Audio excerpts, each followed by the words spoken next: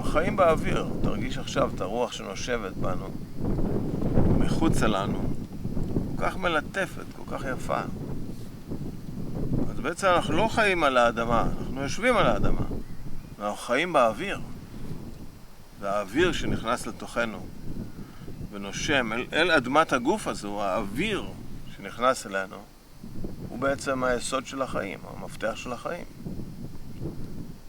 ואם אני רואה לרגע כמו שהרוח שבחוץ נמצאת, כאחד מהמרכיבים של הבריאה, מה עם הרוח הזו שנושמת חיים בתוכי? הרוח הזו הרבה יותר משמעותית, וגם היא הרבה יותר מדויקת. היא רוח שאני יכול לסמוך עליה. הנשימה של החיים היא מדויקת, תחשוב על זה. זה בא, ממלא אותך, ויוצא, ושוב חוזר. זה לא עוזר, זה לא רוח שהיא פתאום משתוללת, ואני יודע, נהיית חזקה, נהיית חלשה, היא לא בלתי צפויה. אתה יכול לסמוך עליה. אתה הולך לישון בלילה, כאילו מאבד את המודעות, כל הלילה הנשימה הזו נמצאת איתך, מחיה אותך. ואני רואה פרללים מאוד יפים בין הרוח החיצונית, ארבעת האלמנטים, והרוח הפנימית, והאלמנטים שמקיימים אותי. אלמנטים של גוף, של מים, שבגוף שלי. וזה לוקח אותי בעצם לקרבה, הרצון הזה, הקרבה הזו, לחיים של נשמה. מה זה בעצם הנשמה הזו שנמצאת בקרבי? האם אני מודע לה? האם אני מכיר אותה? האם אני זה היא והיא זה אני? לא רק מבחינה שכלית, תיאורטית, אלא מבחינת מודעות. האם אני יודע מי אני? האם אני חי את עצמי? או שאני חי רק את המחשבות שלי, או שאני רק חי אמונות שלי, או אני רק חי הסברים של החיים. או מה אמרו לי, או מה מישהו כתב פה, או זה כתוב שם. אני רוצה לחיות את הנשימה הזו. כמו שבחוץ אני נושם את האוויר, אני לא רוצה אוויר תיאורטי, אני רוצה אוויר חי, אוויר עם חמצן, שנובע מהצמחייה. בתוכי אני רוצה לנשום את החמצן של המודעות, את החמצן של הבהירות, את החמצן של ההבנה, את החמצן הזה שאומר תודה. זה חמצן טוב. לחיים שם. החמצן הזה שמביא שמחה ואושר וחיוך וצחוק, ואם בכי, אז גם הוא של דמעות אושר.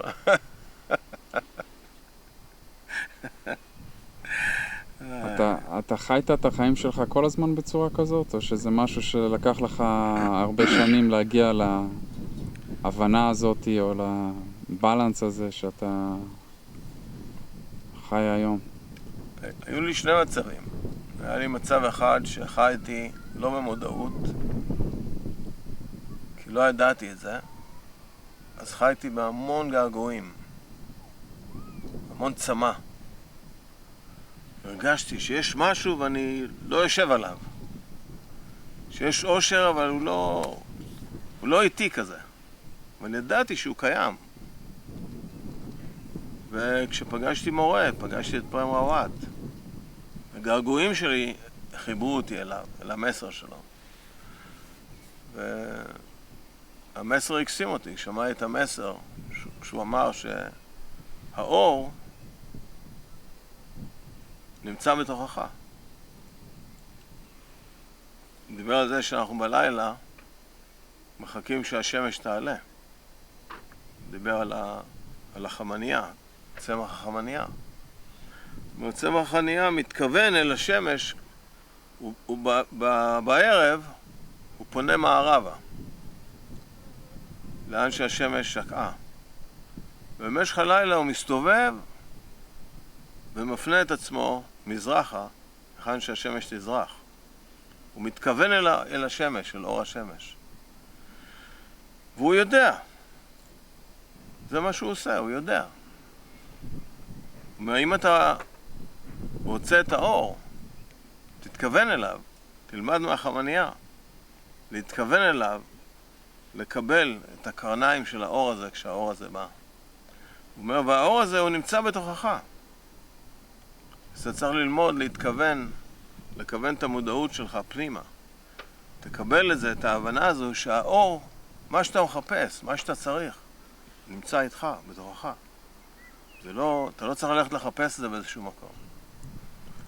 אבל מה, המסר, המורה החי, יש לו את הכלים לפתוח את זה מחדש. יש לו את הכלים, זה כמו שאתה יודע, יש לנו אוטו יפה, אבל איבדנו את המפתח.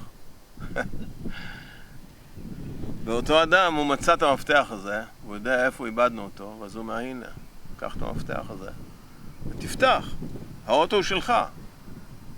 זה בעצם הגוף הזה, זה בעצם המכונית שאנחנו נוסעים בה ממקום מסוים למקום מסוים. נוסעים ונהנים. ואז הוא אומר, הנה המפתח של המודעות, לסגור עיניים, ללכת פנימה ולראות את מה שנמצא בפנים. אז זה בעצם שני המצבים שהיו לי בחיים שלי, בהיסטוריה של החיים שלי. מיום שנולדתי ואיבדתי את המפתח הזה יותר ויותר ויותר ויותר, את המפתח של האושר. עד גיל 30, שפגשתי אותו, וזה כהרף. הוא נתן לי את המפתח, וכהרף ידעתי לפתוח ולהיכנס פנימה, אל הבית שלי. ולפגוש גם כל את עצמי. את עצמי האמיתי, ולהבין שזה הבית. הקופסה הזו זה הבית. ובתוכה הוא נתן דוגמה מאוד יפה, הוא דיבר על קופסאות, על הגוף. הוא אומר, יש פה 6 ביליון קופסאות בעולם, או 6 ביליון, 6.8 קופסאות. אבל אם תיקח קופסה, מה הערך שלה? קופסה. אבל אם תיקח את הקופסה ותשים בתוכה דבר עם ערך גבוה, יהלום, אז מה הערך שלה עכשיו? היא אותה קופסה. אבל פתאום אתה שומר עליה, כי אתה אומר, וואו, בתוך הקופסה הזו יש אוצר, יהלום, יפה, יקר, מושלם. ואז הוא פונה אלינו ואומר, תסתכל על עצמך כקופסה, ותבין שבתוכך אתה הוא היהלום. חייך, עצם קיומך. זה היהלום שנמצא בתוך הקופסה הזו. עכשיו, מה הערך של הקופסה הזו?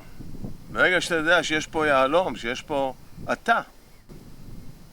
מה היהלום יותר גדול מחייך? מה יותר יקר מחייך עצמם? ואז תסתכל על הקופסה, הערך שלה נהיה מאוד יקר בגלל הדבר היקר שנמצא בתוכך.